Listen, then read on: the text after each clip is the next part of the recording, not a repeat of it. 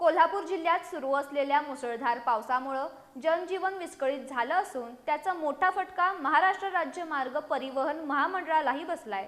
गेल्या 3 दिवसात तब्बल 600 एसटी फेऱ्या रद्द करण्यात आल्या असून महामंडळाचं सुमारे 20 लाख रुपयांचं नुकसान झाले। कोल्हापूर जिल्ह्यात सुरू असलेल्या अतिवृष्टीमुळे अनेक रस्ते आणि पूल पाण्याखाली गेले आहेत।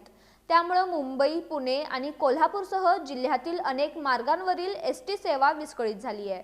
गेल्या 3 दिवसात तब्बल 600 एसटी फेऱ्या रद्द करण्यात आल्या असून यामुळे राज्य परिवहन महामंडळाचं सुमारे 20 लाख रुपयांचं आर्थिक नुकसान झाल्याची माहिती विभागीय वाहतूक नियंत्रक वृषाली भोसले यांनी दिली आहे।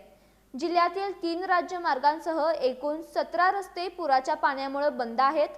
चंदगड आणि गडिंग्लज या अतिदुर्गम डेपोना याचा सर्वाधिक फटका बसला आहे। बाजारभोगाव पोहाडे मार्गावरील कासारी नदी, तारेवाडी इथल्या घटप्रभा नदीवरील बंधारा आणि बाचणी इथल्या तुळशी नदीवरील बंधारा पाण्याखाली गेल्यानं वाहतूक पूर्णपणे ठप्प झाली आहे। दरम्यान पंचगंगा नदीची पाणी पातळी वाढत असून राजाराम बंधाऱ्यावर 35 फूट 7 इंच इतकी नोंद झाली आहे।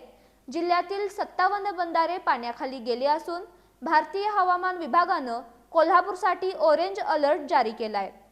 पाण्याची पातळी कमी झाल्यानंतरच वाहतूक पूर्ववत होण्याची शक्यता असून तोपर्यंत प्रवाशांना मोठ्या गैरसोयीचा सामना करावा लागणार आहे।